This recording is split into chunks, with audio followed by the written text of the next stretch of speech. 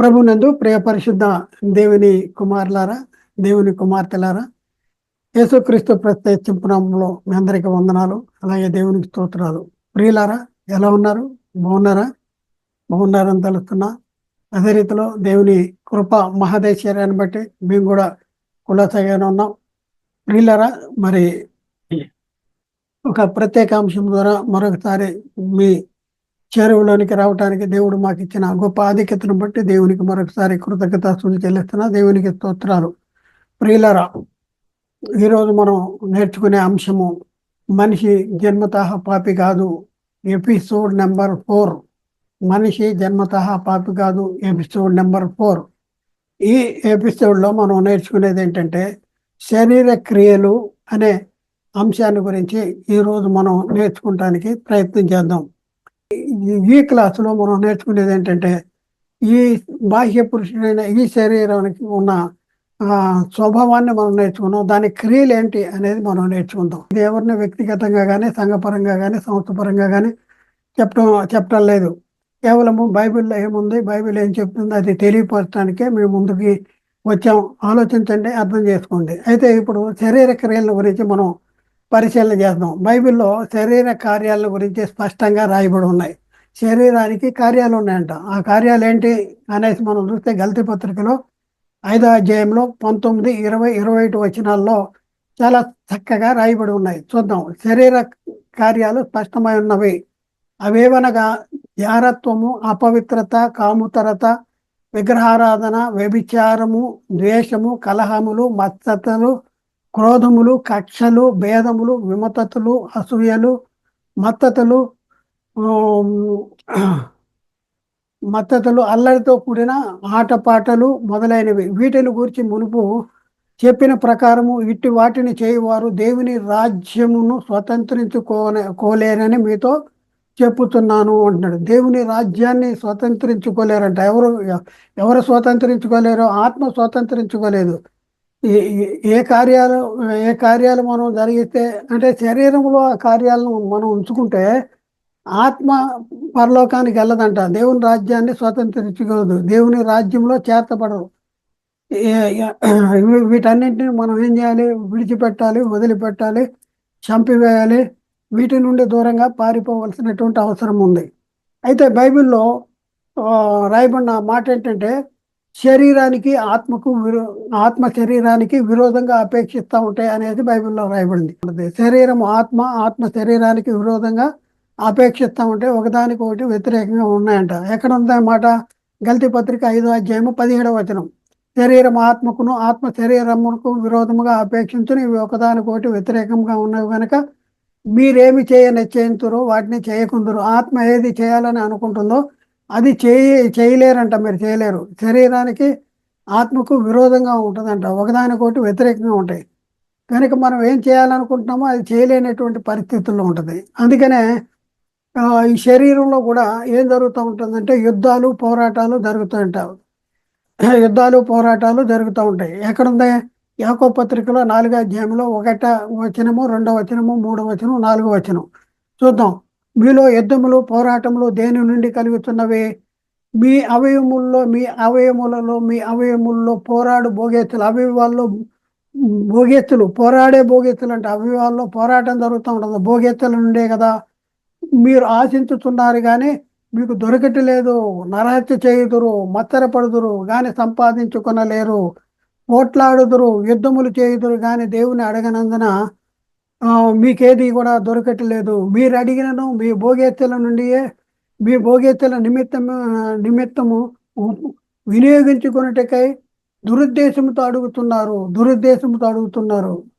కనుక మీకేమీ దొరకట్లేదు అని చెప్పి ఒక స్ట్రాంగ్ మాట చెప్తున్నాడు. వ్యభిచారులారా, ఈ లోక స్నేహము దేవునితో వైరమని మీరు ఎరగరా? కాబట్టి ఈ లోకమును ఎవడు స్నేహించునో వాడు దేవునికి శత్రువు. ఆత్మ ఒకటి కోరుకుంటుంది, శరీరం మరొకటి కోరుకుంటుంది. శరీరం అంటుంది సినిమాకి వెళ్ళు అంటుంది, ఆత్మ అంటుంది ప్రార్థనకు వెళ్ళు అంటుంది. శరీరం ఆత్మ శరీరానికి విరోధంగా ఉన్నాయి, ఒకదానికొకటి వ్యతిరేకంగా ఉన్నాయి. ఇది ఎందుకు జరుగుతుంది? ఎప్పుడైనా ఆలోచించామా? శరీరంలో ఉన్న క్రియలు ఏంటి? అంటే ఆ, శరీర క్రియల వలన జరుగుతున్నాయి అనేసి మనం ఎప్పుడన్నా ఆలోచించామా? శరీరంలో పోరాడే భోగేచ్చులు, యుద్ధాలు యుద్ధాలు యుద్ధాలు పోరాటాలు జరుగుతున్నాయంట. చెయ్యి అంటుంది నాకు వాచి కావాలంటుంది, అలాగే చెవు అంటుంది నాకు కమ్మెలు కావాలంటుంది, ముక్కు అంటుంది నాకు ముక్కు పుడక కావాలంటుంది, నడుము అంటుంది నాకు వడ్డానం కావాలంటుంది, అలాగే కడుపు అంటుంది నాకు బిర్యానీ కావాలి అంటుంది. ప్రియులారా ఒకసారి ఆలోచించండి. శరీరం యొక్క స్వభావము, శరీర క్రియలు ఎలాంటివంటే, శరీరాన్ని కొన్ని కార్యాలు ఉన్నాయి. ఈ కార్యాలు ఎప్పటి నుంచి ఉన్నాయంటే, శరీరానికి ఈ కార్యాలు ఎప్పటి నుంచి ఉన్నాయంటే దేవుడు ఆదాముకు ధరింప చేసినటువంటి శరీరంలోనే ఈ కార్యాలు ఉన్నాయి. అందుకే ఆదాము తప్పు చేశాడు. శరీరంలో అయినా ఎలాంటి కార్యాలు ఉన్నాయి కనుక ఆదాము తప్పు చేశాడు. ఒక సూటి ప్రశ్న అడుగుతున్నా, ఏంటి అంటే, ఆదాము అనే ఆత్మకు పాప స్వభావము ఆ, కలిగినటువంటి శరీరము లేకపోతే సాతాను వచ్చినంత మాత్రములోనే తప్పు చేస్తాడా? సాతానుకు లోబడతాడా? సాతాను ఆజ్ఞకు లోబడతాడా? శరీరంలో ఆ స్వభావం ఉంది కనుకనే సాతానుకి లోబడ్డాడు. మీరు ఒకసారి ఆలోచించేయండి. అబద్ధ బోధ, తప్పుడు బోధ చేసి అనేక మందిని నిత్య నరకానికి తీసుకువెళ్ళేటటువంటి పరిస్థితి జరుగుతూ ఉంది. భయంకరమైనటువంటి పరిస్థితి. ప్రియులారా ఒకసారి ఆలోచించేయండి, అర్థం చేసుకోండి. పాప స్వభావము దేనిలో ఉంది అనేది మనం ఆలోచిస్తే, నాకు కొడుకు పుట్టాడు, మరి కొడుకుకి ఆత్మ పాపంతో కూడిందా? ఒకసారి ఆలోచించండి. నా కొడుకు పుట్టాడు, పుట్టిన కొడుకు మరి ఎలాంటి వాడు? పాప. మరి మీరు చెప్పిన ప్రకారం మనిషి జన్మతా పాప అంటే పాపే అవ్వాలి, కానీ బైబిల్ అలా చెప్పట్లా, అలా చెప్పట్లేదు. ఎలా చెప్తుంది అంటే, శరీరము పాప స్వభావము కలిగిందే కానీ ఆత్మ మాత్రం పాప స్వభావము కలిగింది కాదు. మరి శరీరం ఎలాంటిదంటే, శరీరములో పాప స్వభావం ఉంది. శరీరంలో పాప స్వభావం ఉంది కదా, మరి పాప అవుతాడా అని అంటే అవడం. ఆత్మ పరిశుద్ధమైందే, పుట్టిన ప్రతి బిడ్డ ఆత్మ పరిశుద్ధమైందే, కానీ శరీరంలో పాప స్వభావం ఉంటుంది. అయితే పాప స్వభావం ఉన్నంత మాత్రంలో ఆత్మ మీద పాపం ఆరోపించబడదు కనుక ఆ పుట్టుకతో మనిషి పాపి కాదు, పుట్టిన శిశువు పాపి కాదు. ఆ శరీరంలో పాప స్వభావం ఉన్నంత మాత్రంలో ఆత్మ మీద పాపం ఆరోపించబడదు కనుక పాప స్వభావి పాప పుట్టుకతో మనిషి పాపి కాదు. ఆ బిడ్డ, పుట్టిన బిడ్డ పరిశుద్ధుడు, నీతిమంతుడు. మరి ఎప్పుడు పాపి అవుతాడు? ఎప్పుడు పాపం అవుతాడు? ఎప్పుడు పాపం అయితే పెద్ద అయిన తర్వాత, వయసు వచ్చిన తర్వాత మేలు కీడులను వేచింపగల శక్తి కలిగినటువంటి జ్ఞానేంద్రియములు కలిగిన వాడైనప్పుడు, అప్పుడు తన శరీర అవయవాలతో పాపము చేస్తే వాని ఆత్మ మీద పాపం ఆరోపించబడింది. హెబ్రీ పత్రికలో 5వ అధ్యాయము 13, 14 వచనాలు చదువుదాం. మరియు పాలు త్రాగువాడు శిశువే గనక నీతి వాక్య విషయంలో ఆ అనుభవం లేని వాడై ఉన్నాడు. పాలు తాగేవాడు ఎలాంటి వాడంట? శిశువు. ఆ శిశువు ఎలాంటి వాడంట? నీతి వాక్య విషయంలో అనుభవం లేని వాడై ఉన్నాడు. వయసు వచ్చిన వారు అంటే పరిపూర్ణులు, అభ్యాసము చేత, చూడండి, అభ్యాసము చేత మేలు కీడులను వివేచించుటకు సాధకము చేయబడిన జ్ఞానేంద్రియములు కలిగి ఉన్నారు కనుక వారికే బలమైన ఆహారము తగును. అంటే వయసు వచ్చిన వాళ్ళు ఏం చేస్తున్నారు? వాళ్ళ పరిస్థితి ఏంటంటే, మేలు కీడులను వివేచింపగల జ్ఞానేంద్రియములు కలిగినటువంటి వారు. కాబట్టి వయసు వచ్చిన వాని శరీరంలో పాప స్వభావము ఉన్నా కూడా ఆజ్ఞను అతిక్రమించకపోతే పాపము ఆరోపించబడదు. చూడండి, వయసు వచ్చిన వాళ్ళు మేలు కీడును వేచింపగల జ్ఞానేంద్రియములు కలిగిన వాళ్ళుగా ఉన్నటువంటి వాళ్ళు ఆజ్ఞను అతిక్రమిస్తే పాపం అంటే ఆరోపిస్తుంది. ఆజ్ఞను అతిక్రమించకపోతే పాపము ఆరోపించబడదు. కాబట్టి ప్రియులారా ఒకసారి ఆలోచించేయండి. ఆత్మ సిద్ధమే, శాస్త్రానికి సిద్ధంగానే ఉంటుంది ఆత్మ. కానీ ఏది బలహీనమైందంట? శరీరము బలహీనమైంది అంటాడు. మత్తయి సువార్త 26వ అధ్యాయం 41వ వచనంలో, మీరు శోధనలో ప్రవేశింపకున్నట్లు మెలకుగా ఉండి ప్రార్థన చేయుడి, ఆత్మ సిద్ధమే కానీ శరీరము బలహీనమైందని వారితో చెప్పాను. శరీరములో పాప స్వభావం అనేది ఎప్పటి నుంచి ఉందంటే, దేవుడు ఆదాము అనే ఆత్మకు శరీరాన్ని ధరింప చేసినప్పటి నుంచి కూడా ఆ శరీరంలో పాప స్వభావం అనేది ఉంది.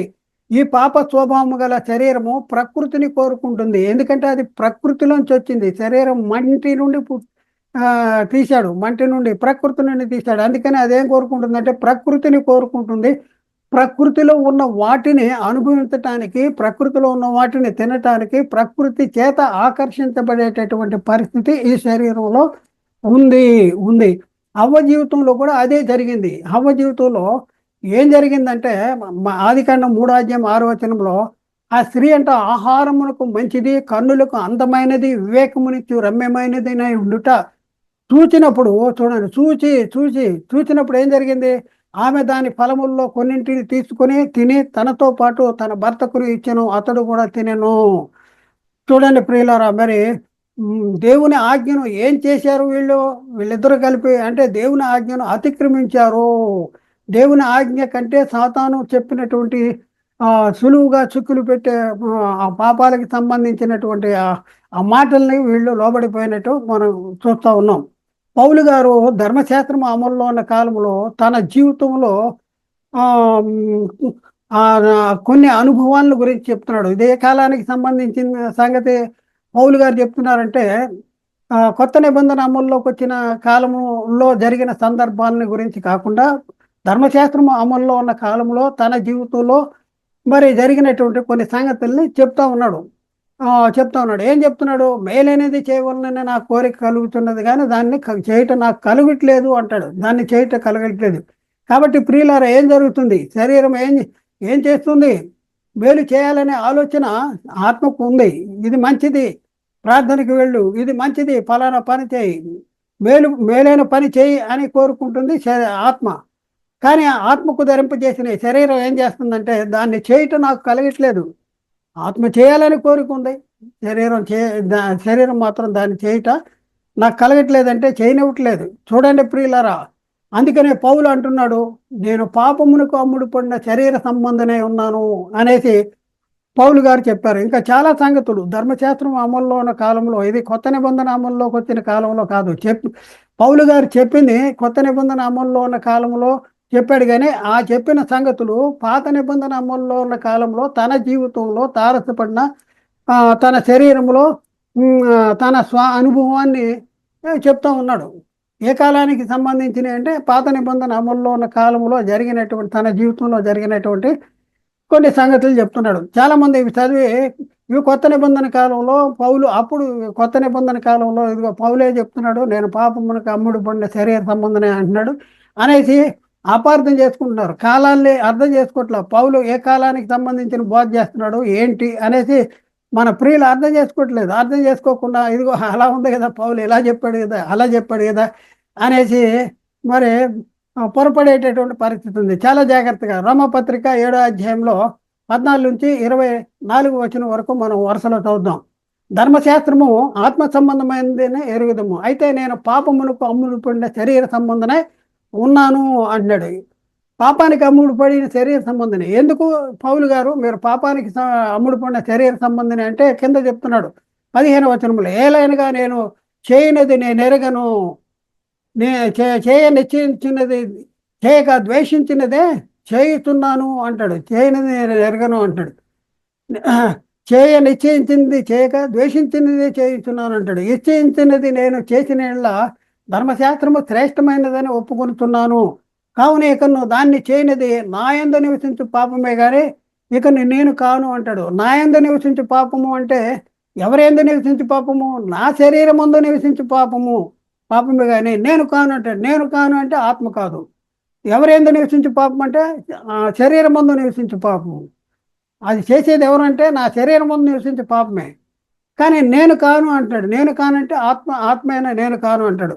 నాయందు అనగా నా శరీరం, నాయందు అంటే ఆత్మయందు అనుకుంటారేమని 18వ వచనం. నాయందు అనగా నా శరీరం ముందు మంచిది ఏది కూడా నివసించదని నేను ఎరుగుదును, మేలనేది చేయవలననే నాకు కోరిక కలుగుతున్నది కానీ దాన్ని చేయటం నాకు కలుగట్లేదు. నేను మేలు చేయగోరని కీడును మరి చేయుతున్నాను. నేను కోరని దాన్ని చేసిన ఎడల దాన్ని చేయనిది నాయందు నివసించు పాపమే కానీ నేను కాదు అంటే. నాయందు అంటే శరీరం ముందు, నా శరీరం ముందు నివసించు పాపమే కానీ నేను కాను అంటే ఆత్మను కాను, నేను కాను. కాబట్టి మేలు చేయగోరు నాకు కీడు కలుగుతున్నదను ఒక నియమము నాకు కలుగుతున్నది అంటాడు. చూడండి, మేలు చేయాలనే ఆలోచన ఉంది కానీ కీడు చేయటమే జరుగుతుంది.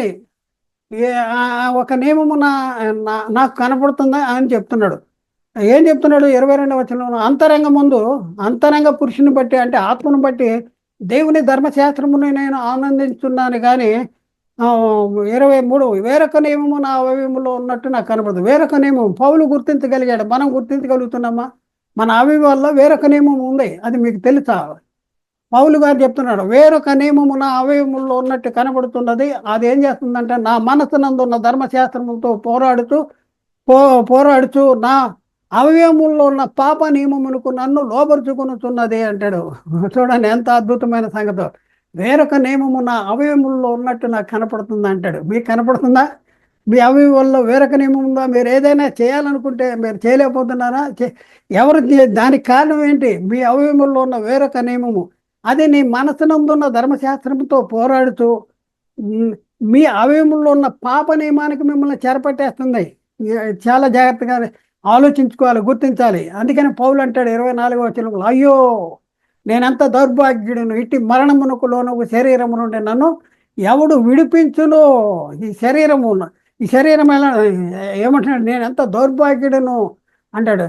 నేనెంత దౌర్భాగ్యం, ఇట్టి మరణమునకు లోనగు శరీరము నుండి నన్ను ఎవడు విడిపించును? మరణానికి లోనే శరీరంలో ఉన్నాం. ఈ శరీరం ఏం చేస్తుందంటే మేలని చేయాలనే కోరిక ఆత్మకు కలుగుతుంది, కానీ చేయటం అనేది జరగట్లేదంట. మరి ఎవరు చేస్తున్నారంటే దాన్ని చేయనిది నేను కాదు కానీ నాయందు నివసించు పాపమే, నాయందు అనగా నా శరీరం ముందు నివసించు పాపమే అని పౌలు గారు తన అనుభవాన్ని గురించి ధర్మశాస్త్రంలో కాలంలో తన అనుభవాన్ని గురించి చెప్తున్నటువంటి పరిస్థితి. ఇంకా పరిశీలన, నాయందు నివసించు పాపము అంటే దేని ఎందు నివసించు పాపము అని పౌలు గారు చెప్తున్నారు. నా శరీరం ముందు నివసించు పాపము అని చెప్తా ఉన్నాడు. దానిని చేయనిది నేను కాను అంటే ఎవరు కాను అంటే ఆత్మ నేను కాను అని చెప్తున్నాడు. నా యందు నివసించు పాపము అనగా పాపమే కానీ నేను కాను. వేరొక నియమము నా అవయముల్లో ఉన్నట్టు నాకు కనపడుతుందంట. అవయముల్లో ఉన్నట్టు ఎప్పటి నుంచి వేరొక నియమము ఈ అవయముల్లో ఉంది అనేది మనం ప్రశ్నిస్తే, దేవుడు ఆదాము అనే ఆత్మకు ధరింపు చేసిన శరీరంలోనే వేరొక నియమం ఉన్నది అనేది మనం గుర్తించవలసినటువంటి అవసరం ఉన్నది.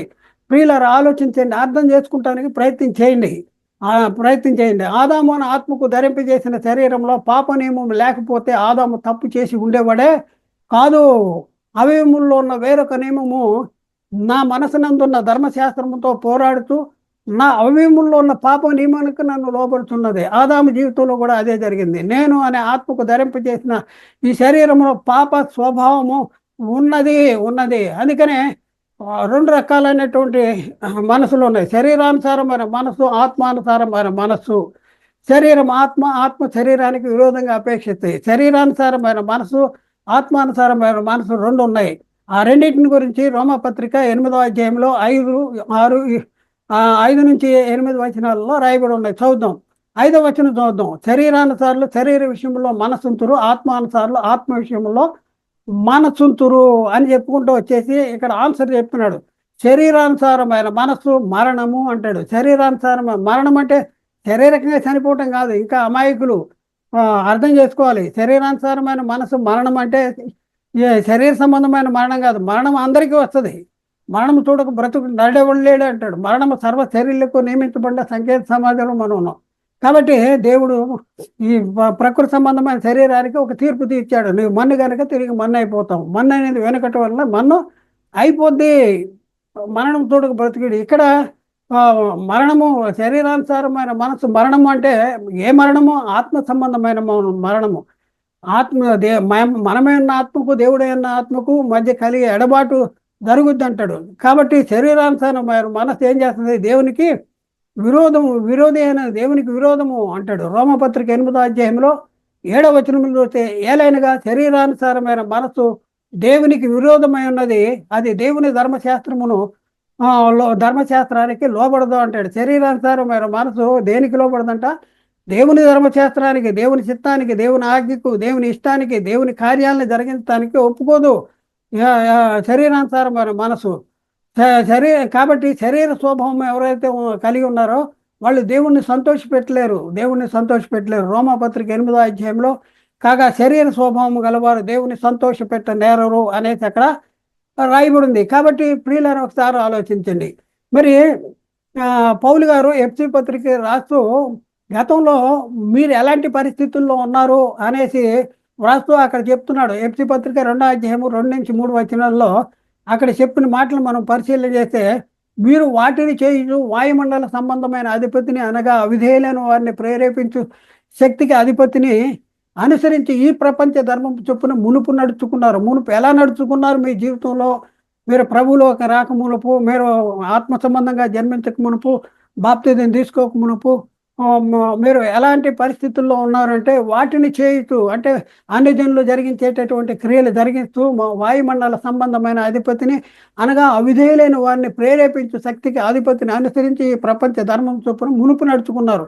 వారితో 3వ వచనం, వారితో కలిసి మనమందరమును శరీరం యొక్క మనసు యొక్క కోరికలు నెరవేర్చుకొనుచు మన శరీర ఆశలను అనుసరించి మునుపు ప్రవర్తించుచుండమే. శరీర ఆశల్ని అనుసరించి శరీరం యొక్క కోరికలు, శరీర ఆశలు, శరీరం యొక్క కోరికలు నెరవేర్చుకున్న పరిస్థితి, శరీరం యొక్క శరీర ఆశలను అనుసరించి మునుపు ప్రవర్తించుతూ కడమ వారి వల్ల స్వభావ సిద్ధముగా దైవోగ్రతకు పాత్రమైనవి.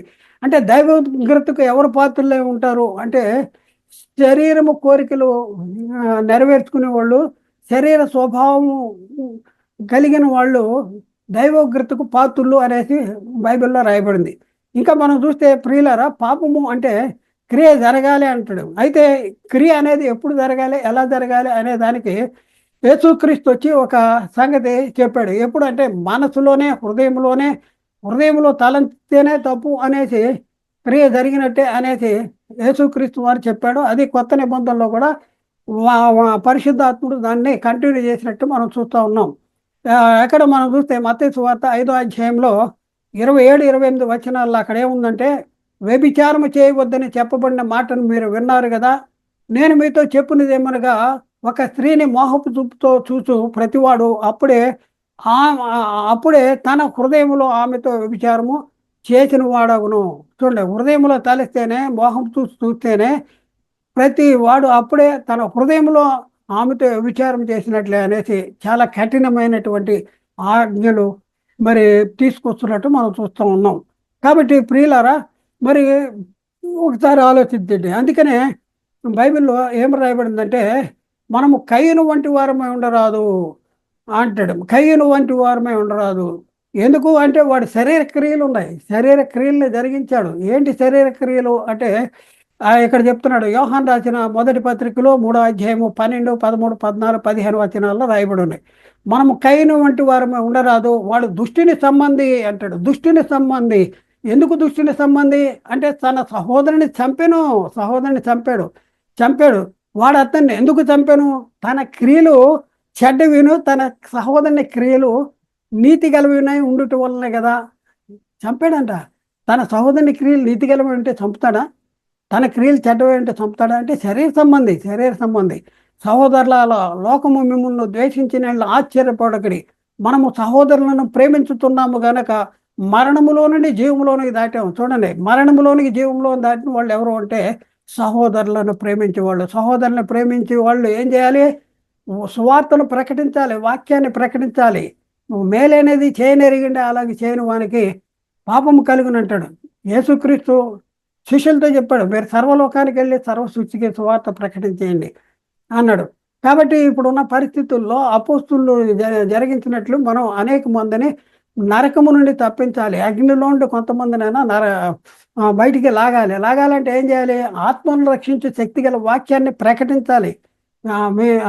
అందుచేత లోపల నాడబోయి మీ ఆత్మను రక్షించే శక్తి గల వాక్యమును సాత్వికతో అంగీకరించాలంటాడు. కాబట్టి అంగీకరించాలి, సువార్త ప్రకటించాలి, సువార్త ద్వారా కనబడాలి. సువార్తను గురించి నేను సిగ్గుపడువాడిని కాదు, కానీ నమ్ము ప్రతి వారికి రక్షణ కలుగు చేయుటకు అది దేవుని శక్తి అంటున్నాడు పౌలు. మరి నేను మీకు సువార్త ప్రకటించాను, మీరు దాన్ని అంగీకరించి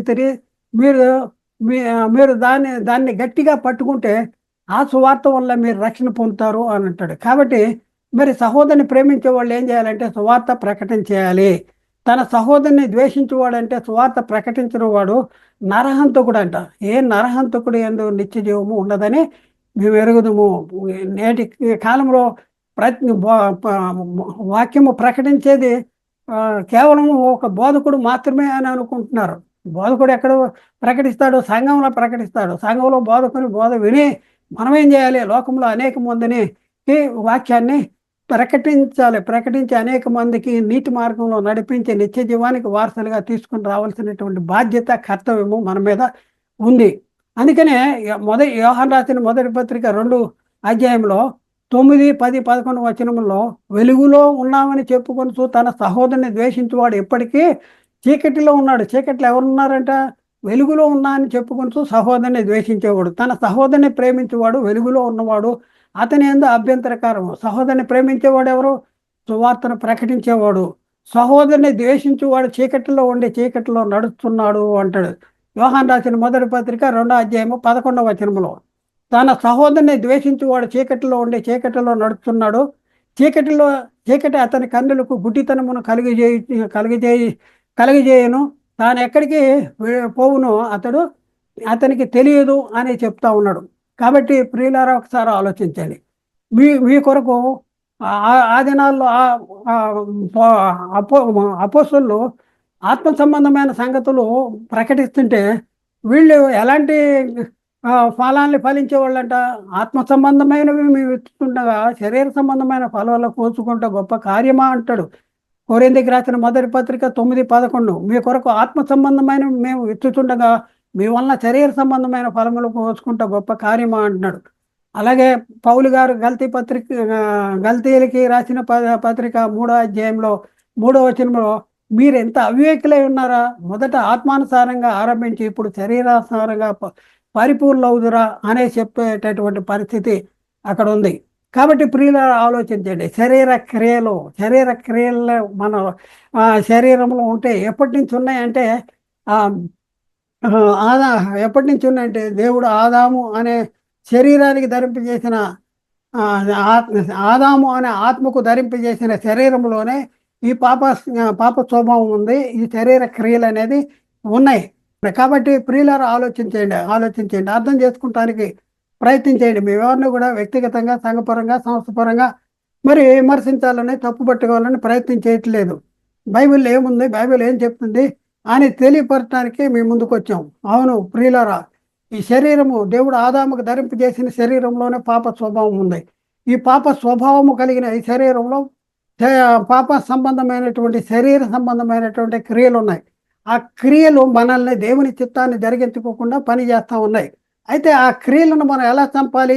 శరీర క్రియల్లో ఎలా అదుపుతులు చేసుకోవాలి, ఎలా చంపాలి, వాటి నుంచి ఎలా దూరం అవ్వాలి, ఎలా పారిపోవాలి అనే సంగతులు మనం నేర్చుకున్నాం.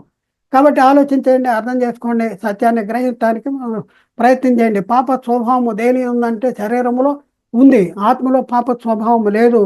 కాబట్టి ఆత్మ మీద పాపం ఎప్పుడు ఆరోపించబడుద్ది అంటే తనకి ఇవ్వబడిన శరీరం, ఆత్మకి ఇవ్వబడిన శరీరము పాపము చేస్తే దేవుని చిత్తాన్ని జరిగించకపోతే దాని వలన ఆత్మ మీద పాపం ఆరోపించబడింది. మరి మేము ప్రకటించినటువంటి ఈ వాక్యాలన్నీ కూడా మా యూట్యూబ్ ఛానల్స్లో అప్లోడ్ చేస్తున్నాం. ఒకటి యునైటెడ్ బైబిల్ అకాడమీ ఛానల్లో దీనికి సంబంధించిన పూర్తి వివరాలు ఆ ఛానల్లో ఉన్నాయి. అలాగే మా ఇతర ఛానల్లో కూడా సత్య సువార్త ప్రతిధ్వని అనేది మరొక ఛానలు, అలాగే యూబీఏ బైబిల్ ఆన్లైన్ అనేది మరొక ఛానలు, మరొకటి ఏంటంటే ఎన్ఆర్ఆర్ బైబిల్ క్లాసెస్ అనే ఛానల్ ఉన్నాయి. ఈ ఛానళ్ళన్నీ కూడా మీరు చూడండి, సబ్స్క్రైబ్ చేసుకుని మేము చెప్పే ఈ బోధ ఇంత మాత్రమే కాదు కానీ ఇంకా అనేక సంగతులు అందులో ఉన్నాయి. రాబోయే క్లాసుల్లో మరి కొన్ని అద్భుతమైనటువంటి సంగతులు నేర్చుకోవడానికి ప్రయత్నం చేద్దాం. దేవుడు మాట్లాడిన ప్రతి మాట నీరు గట్టి ఫలింపు చేయనుగాక. ఆమేన్. అందరికీ వందనాలు. దేవునికి స్తోత్రాలు.